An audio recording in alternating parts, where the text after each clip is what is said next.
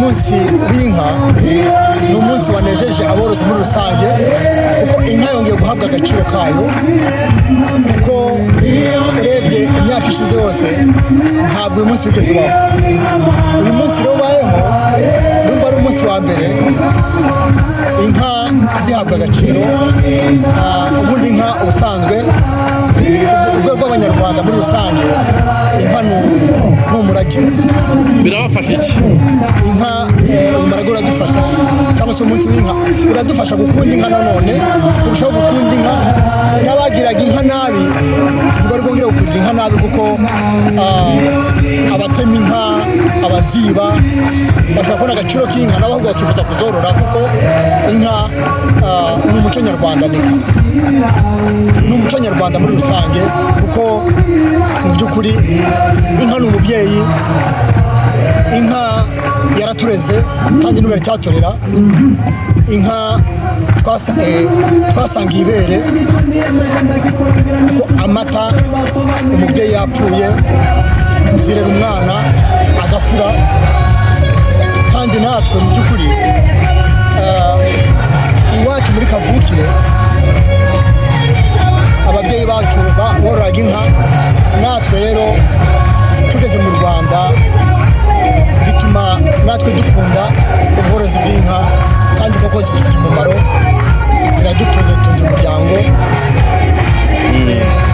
N'abana benshi baba baragwingiye tukabaha amata bakanywa amata, ugasanga ingwingiri ntizikibaho iwacu muri Rubavu. Murakoze. Ngo agaciro kazo ku isoko kazamutse gute? Agaciro k'inka urebye karazamutse, uretse ko ubu ngubu bisa nkaho biri kumanuka, ariko inka yarimo igura agaciro hafi ya miliyoni 5. Inka nziza ikamwa litiro hagati ya 15 na 20. Mu gihe mu myaka yashize byari bihagaze bite?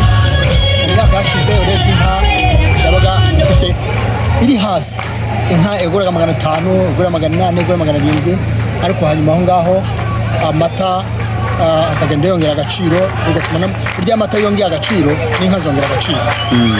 Amata rero yabuze agaciro n'inka ntabwo zigira agaciro. Nk'aborozi b'inka babigize umwuga, n'izihe nzitizi mugifite mu bworozi bwanyu uyu munsi? Inzitizi dufite kugeza ubu ngubu, dufite inzitizi z'ubwatsi. Ubwatsi buraduhenda cyane, ko hano mu gace kacu ka Rubavu ukuyemo Gishwati twororeye mu biraro, kandi burya mu biraro inka zirya ubwatsi buguzwe ku mafaranga, zikarya amafaranga de premier au 31, kuva ku itariki ya mbere kugeza kuri 30 cyangwa se 31. Inka zirya amafaranga, tuvuga ngo nizo mbogamizi dufite, kandi mbogamizi twari dufite cyane nanone ni iz'abajura batwiba inka igihe cyose ahangaha. Ariko ubu ngubu ikigaragara ni uko ubuyobozi bwacu bwa Rubavu bwagerageje gushyiramo imbaraga barwanya icyo kintu, ku buryo twari tumaze gucika intege mu bworozi. Ariko ubu ngubu bitewe n'ubuyobozi bwacu bwiza bugenda bukurikirana abagizi ba nabi, abatemeraga inka mu biraro, abazibaga bakazijya kuzibaga no kuzigurisha. Icyo ngicyo kimaze nkaho kimaze kugabanuka muri Rubavu. Mwatwibutsa amazina yanyu n'imyaka mumaze mworora? Mfite imyaka 64. Hanyuma imyaka maze norora, imyaka norora ibaye imyaka 16. Ibaye imyaka 16 natangiye korora muri 2015. Urumva mu mwaka 11.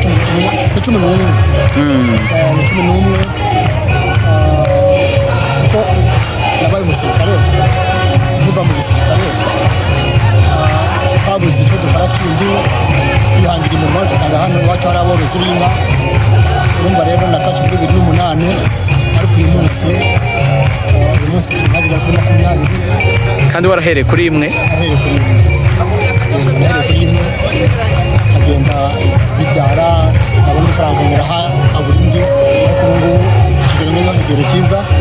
Ikibazo cy'ubwatsi nicyo kitugoye, kubera ahubwo igihe maze noroye ziba zigeze no kwishana, ariko bitewe no kubura urwuri tubona aho dushyira ubworozi biratugora cyane, bigatuma tuguma hasi. Amazina nitwa Kiviri Gakuba Abraham. urakoze cyane. Yitwa Habiyaremye Abdulkarim, nkaba n'umworozi wabigize umwuga muri uyu murenge wa Rugerero.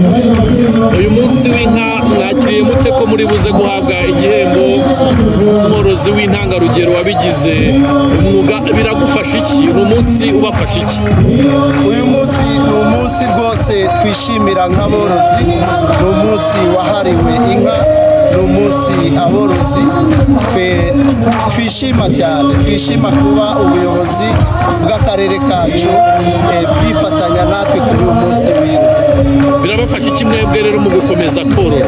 Biradufasha mu kugumya gushyira imbaraga mu mwuga wacu w'ubworozi, turushaho korora kinyamwuga, turushaho korora inka zitanga amata, zitanga umukamo ufatika, kandi mu by'ukuri tunakamira abadafite amata, dukamira abanyarwanda. Uyu munsi aho mutangiye kubikorera kinyamwuga, umuntu yavuga ngo nk'agaciro k'inka uyu munsi kageze kuri angahe? Ese inka yakamwaga litiro zingahe, uyu munsi igeze kuri zingahe? Ni ukuvuga ngo mu nka dufite inka z'umukamo, dufite inka ikamwa litiro 25, ni nako gaciro kazo.